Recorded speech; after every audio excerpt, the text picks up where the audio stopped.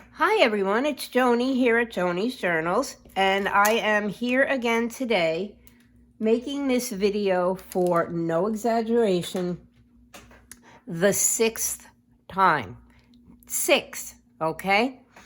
The first 4 times that I made it, I didn't think that I was explaining everything correctly, and so I said there's no way that I can post those videos because no one will understand what I'm talking about. And then finally, the 5th time that I made the video, I filmed it sideways. And although it's understandable and you can really see what I'm doing, I just felt like it wasn't fair if I was trying to teach people how to make something and you had to look at it crooked. So since I'm home from work today, school is closed. We're expecting Tropical Storm Idalia. I figured that I would come back again and I would teach you how to make these cute little 3x3 journals. I learned how to make them from Annie at Vintage Lace 75. As you can see, I have tons of them now from making mistakes and, well, not making mistakes, but, well, 1 or 2 of them I did make a mistake on. But mostly from filming to make the little journals for you and not explaining it clearly enough. The reason that this started was I am a member of the Tracy Fox Creative Design Team, and she has a new folio kit out called the Witch's Tea Party, and I had to play with it. So I created this little 3x3 journal to showcase some of the elements that are on the pages that will create the folio for you. And I figured, let me teach people how I made this. And as you can see, it has top pockets and it has little side pockets. And what I did with mine was I took the leftover clippings or cuttings from the pages and I created little tags. I'm not going to make tags with you today. What I might do is make another video tomorrow if we have power, or maybe later on today, showing you how to make the little tags, although I guess you can figure it out. This is 3x3. And the way that I decorated the pages was I took, as I said, the elements from the kit and I cut little 2 3/4 by 2 3/4 squares, and that's what I used to decorate the pages. Of course, if you decide you want to make one, you can use whatever elements you'd like. Today, I also made one for Tim Holtz, which I'm going to try to angle different ways so you can see that I've tried to make this a little bit spooky. It's for Halloween. I used a new idea from Louisa Heinzel where she ripped 2 of the little, well, she used the bigger pictures. She used the Photomatic. I used the photo strips because I was experimenting. You tear them in half and then you put them back together and you end up with these really funky faces. I think there's another one in here. And I've made it kind of grungy, and these are little girls are supposed to look like they are all bloody and yucky. I know, it's kind of gross. And this is a little one, a double page spread that I made using elements from my Sizzix die kits, also by Tim Holtz. Here's another one of the photos that I cut in half and glued back together. So I was working on it for a few days, and then I said, let me just make one on video to teach people how to do it. And yep, 6 tries later, here we go again.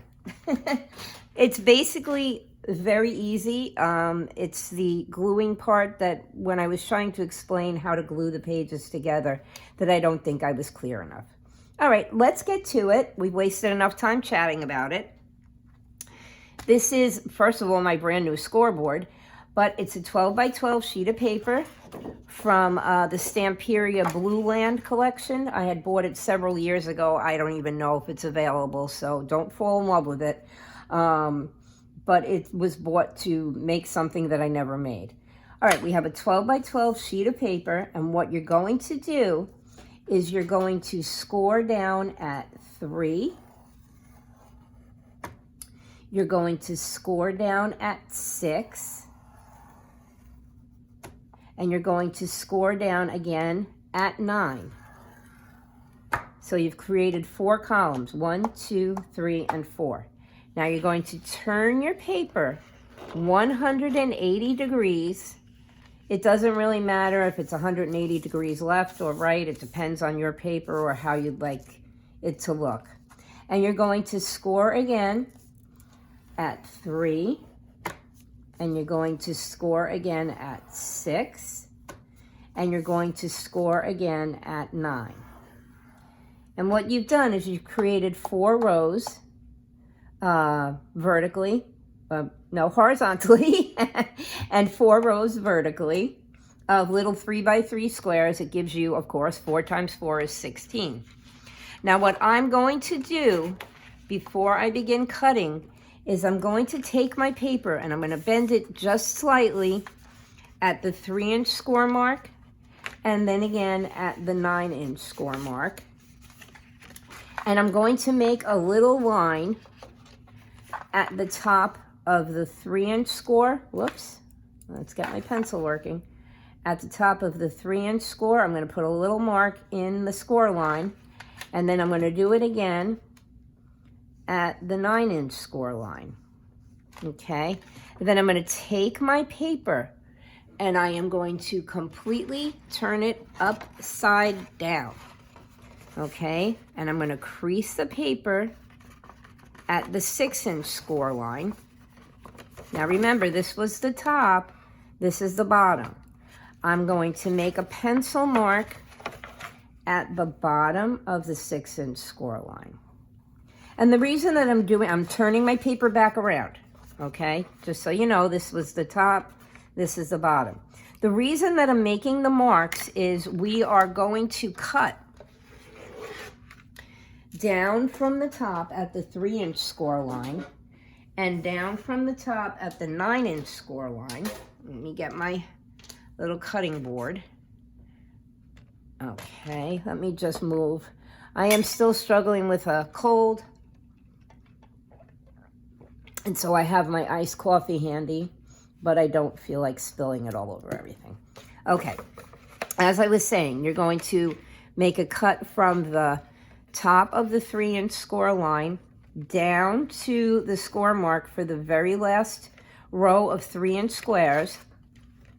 And you're going to make a cut down from the top at the 9-inch score line down to the very last row. I'll score it for you.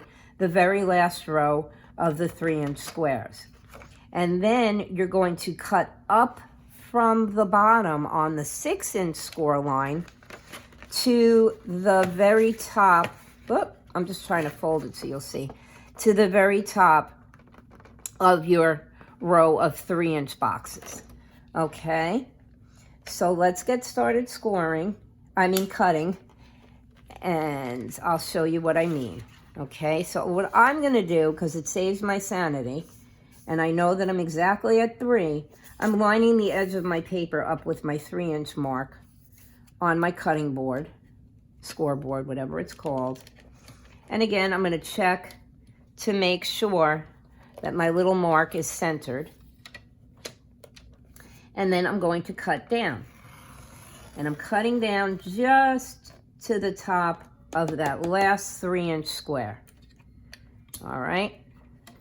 Then I am going to take and move my paper over to my 9-inch mark. Now, if you notice, you'll know that it's lined up perfectly because now the edge of your first cut is at the 6-inch score line. And mathematically, that just happens to work. Okay, let me make sure my paper is straight. And I'm going to cut down on the 9-inch score line, just to the top of that last row. Okay, if you go into it a little bit, it's not a big crime. So now you have this. Now I'm turning my page completely upside down, Okay, this is your bottom, this is your top, and I'm going to cut down on my 6-inch line. Now, because we're doing 6 inches, you'll see again that our paper lines up at the 6-inch mark. Okay, now remember, we're cutting up from the bottom. So you're going to cut, let me make sure my paper's straight. You're going to cut up from the bottom just to the score of your top row of 3-inch squares. And what I'm going to do is I'm going to go back up the other way because I need to change my blade. Now, let's get this out of here. So now, here's your top. Here's the top, and here's the bottom. And what you end up with is a floppy W. Okay? Let me put my cutting board away. And what we're going to do is we're going to start folding. Now, it's very important that when you fold, you make sure that your squares are going to line up, okay? Because I have the camera in front of me, I'm going to turn my paper sideways. And remember, this is the top and this is the bottom. See, here's our 6-inch score. And I'm going to begin to fold. Now, on your first fold, you're going to fold over and make sure your pages are lining up. I'm going to be saying this a lot. And crease. Okay? You want a nice sharp crease because you're going to be making pockets. Now what you're going to do is you're going to fold under on your score marks and make sure your edges line up and crease again. Okay? And now we're going to fold over, check our edges, and mine seem to be good so far. It's very important that they come out straight because if it's lopsided, it's just not going to look right, and it kind of comes out a little weird. If yours comes out weird, I would say practice this on a piece of paper that you don't care for anymore, or whatever you might have laying around, so that in case you make a mistake, it's not a big tragedy. I've made mistakes and it wasn't a big tragedy anyway. I just figured ways around it. Okay, so remember, this is our first 3-inch section. I went down, under, down, and under, okay?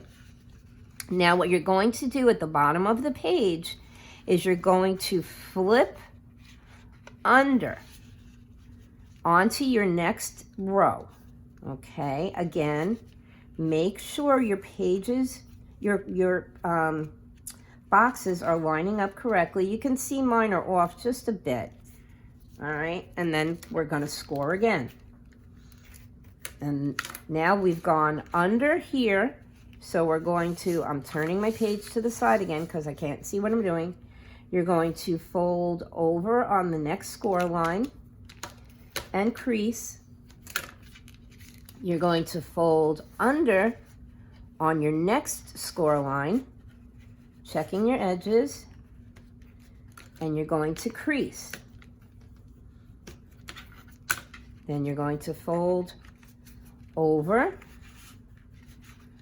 on the next score line, and again, you're going to crease.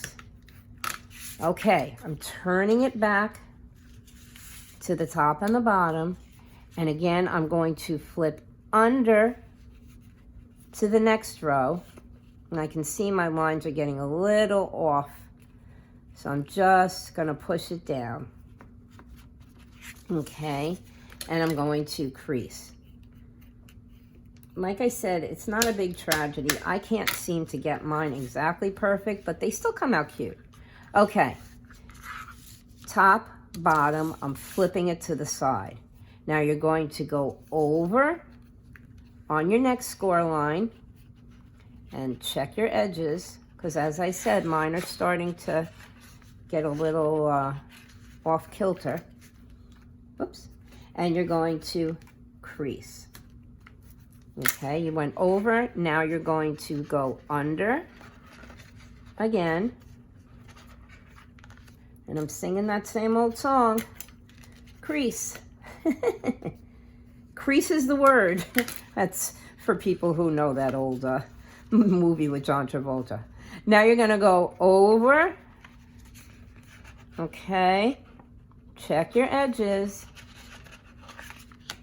And crease is the word again. Okay. Top, bottom. We're going to flip under. Okay. We're going to check the edges.